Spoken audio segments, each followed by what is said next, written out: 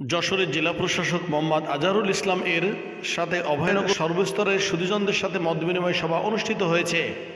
যশোর জেলার নবাগত জেলা প্রশাসক মোহাম্মদ আজহারুল ইসলাম অভয়নগর উপজেলার বিভিন্ন দপ্তরের কর্মকর্তা কর্মচারী, রাজনৈতিক ব্যক্তিবর্গ, জনপ্রতিনিধি, বীর মুক্তিযোদ্ধা, সাংবাদিক ও সুধীজনদের সাথে মত বিনিময় সভা করেছেন। উপজেলা প্রশাসনের আয়োজনে ২৬ ডিসেম্বর বৃহস্পতিবার দুপুরে উপজেলা পরিষদের সভাকক্ষে অনুষ্ঠিত এ সভায় সভাপতিত্ব করেন উপজেলা নির্বাহী কর্মকর্তা জয়দেব চক্রবর্তী।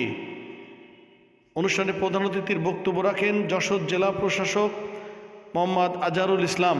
বিশেষ অতিথির হিসেবে বক্তব্য রাখেন থানা বিএনপির সভাপতি ফারাজি মতিয়ার রহমান, পৌর বিএনপির সভাপতি আবু নঈম মোড়ল, নোয়াপাড়া সরকারি মহাবিদ্যালয়ের অধ্যক্ষ রবিউল হাসান, উপজেলা স্বাস্থ্য পরিবার পরিকল্পনা কর্মকর্তা ডাক্তার আলী মুরাজিব, উপজেলা কৃষি কর্মকর্তা লাভলি খাতুন, উপজেলা জামায়াতে ইসলামের আমির সর্দার শরীফ হোসেন, থানা বিএনপির সাধারণ সম্পাদক গাজী গুলাম হায়দার ডাবলু, পৌর বিএনপির সাধারণ সম্পাদক রেজাউল করিম মোল্লা, উপজেলা সহকারী কমিশনার ভূমি আবদুল্লাহ আল ফারুক, অভয়নগর থানার অফিসার ইনচার্জ এমাদুল করিম, ওসি তদন্ত শুভ্রপ্রকাশ দাস, নোয়াপাড়া প্রেস ক্লাবের সাধারণ সম্পাদক মফিজুর রহমান, শিক্ষার্থী অর্পা দাস, ইমরান হোসেন, সিয়াম হোসেন, রাফি আহমেদ সহ আরও অনেকে।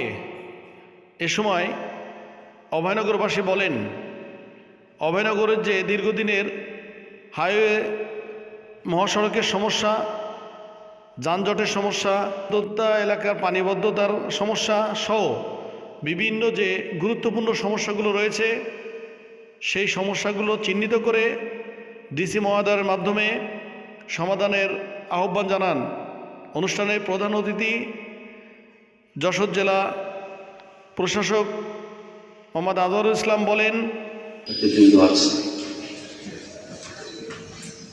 এবং যাদেরকে আমরা বলি যে ফোর্থ স্টেট রাষ্ট্র গঠনে সত্য মিথ্যা তুলে ধরেন বিভিন্ন পর্যায়ের কর্মচারীবৃন্দ, বিশেষ করে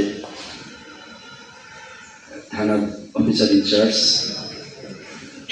সরকারি কলেজের প্রিন্সিপাল স্যার এবং বিভিন্ন সরকারি দপ্তরের কর্মচারীবৃন্দ আছেন। উপস্থিত বিভিন্ন রাজনৈতিক দলের নেতৃবৃন্দ, বিএনপি, বাংলাদেশ ইসলামী আন্দোলন এবং আরও অনেক রাজনৈতিক নেতৃবৃন্দ আছেন। সাংবাদিক সমাজের বিভিন্ন স্তরের নাগরিকবৃন্দ আছেন।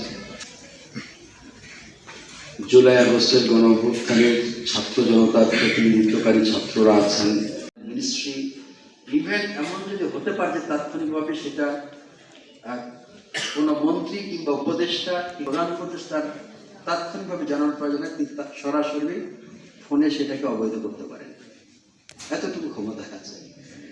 তা আমরা সেইভাবে কিন্তু কাজগুলো করি। যারা আমার সঙ্গে দেখা হয়েছে আপনারা জানেন যে আমরা কতটুকু সময় কাজ করছি। আমি যদি বলি যে আমি ঘুমাতে যাই হলো রাত 12টার পরে, আর আমার দিনের শুরুটা হয় ভোর 4:30 থেকে। এর মধ্যে রাত 12টার পর ফোন যদি আসে তাহলে সেই ফোনটা আবার রিসিভ করতে হয়। এইভাবে কিন্তু আমরা কাজগুলো করি। তারপরে কিন্তু আমরা শতভাগ। জাকির হোসেন হৃদয়, অভয়নগর সমাচার।